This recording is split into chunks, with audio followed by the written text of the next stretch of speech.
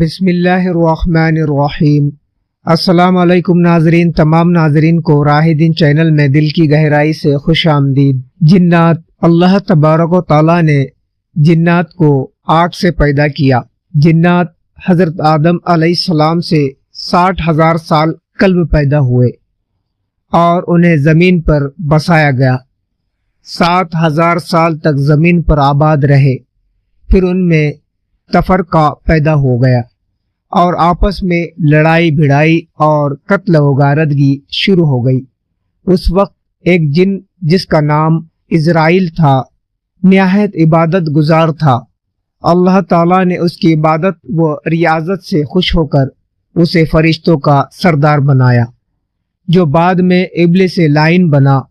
اللہ تعالیٰ نے اسے حکم دیا کہ فرشتوں کی ایک جماعت لے کر تمام جنات کو زمین سے نکال کر جزیروں اور پہاڑوں کی طرف بھگا دو۔ غرض کی اسرائیل نے ویسا ہی کیا اور تمام جنات کو مار کر ویرانوں میں بھگا دیا۔ جنات کی 3 قسمیں ہیں۔ ایک وہ جن کے پر ہوتے ہیں اور وہ ہوا میں اڑتے ہیں، دوسرے وہ جو سانپوں کی شکل میں رہتے ہیں، تیسرے وہ جو انسانوں کی طرح رہتے ہیں۔ ان میں مرد بھی ہوتے ہیں اور عورتیں بھی ہوتی ہیں، وہ مرتے بھی ہیں، ان کے بچے بھی پیدا ہوتے ہیں۔ ایک مرتبہ حضور پاک صلی اللہ علیہ وسلم طائف سے آ رہے تھے۔ ایک جگہ نخلا کے مقام پر قرآن پاک کی تلاوت فرما رہے تھے کہ وہاں جنات کی ایک جماعت آ گزر ہوئی۔ انہوں نے تلاوت کی اور سنی۔ آپ صلی اللہ علیہ وسلم کی خدمت میں حاضر ہو کر کلمہ طیبہ پڑھ کر مشرف اسلام ہوئے اور زیادہ رہا مانگ آپ صلی اللہ علیہ وسلم نے ان کے لیے ہڈیوں کا توشہ مقرر کیا۔ فرمایا کہ ہڈیوں کو ہاتھ لگاتے ہی اس پر گوشت چڑھ جائے گا۔ حضرت عمر فاروق اعظم نے فرمایا کہ ایک مرتبہ ہم نبی اکرم صلی اللہ علیہ وسلم کی خدمت میں حاضر تھے۔ ایک بوڑھا شخص ہاتھ میں لکڑی لیے آیا، اس نے سلام کیا۔ آپ صلی اللہ علیہ وسلم نے سلام کا جواب دیا اور فرمایا کہ یہ تو جن کی آواز ہے۔ پھر پوچھا آپ کون ہیں؟ اس نے کہا میں حامہ بن عالم ہوں، حضرت نوح سے لے کر ہر نبی سے ملاقات کرتا رہا ہوں اور اب آپ کی بارگاہ اقدس میں حاضر ہوا ہوں۔ جنات نیک بھی ہوتے ہیں اور بد بھی۔ نیک جنات پاک جگہ پر ہوتے ہیں، عامل لوگ وظیفہ کے ذریعے انہیں اپنے قبضے میں کرتے ہیں، جسے معقل کہتے ہیں۔ بد جنات نجاستہ والی اور گندگی جگہ پر رہتے ہیں، جو عام لوگوں پر حاوی ہوتے ہیں اور تکلیف پہنچاتے ہیں۔ شیطان اصل میں جنات کی اولاد ہے، جس کا نام عزازل تھا۔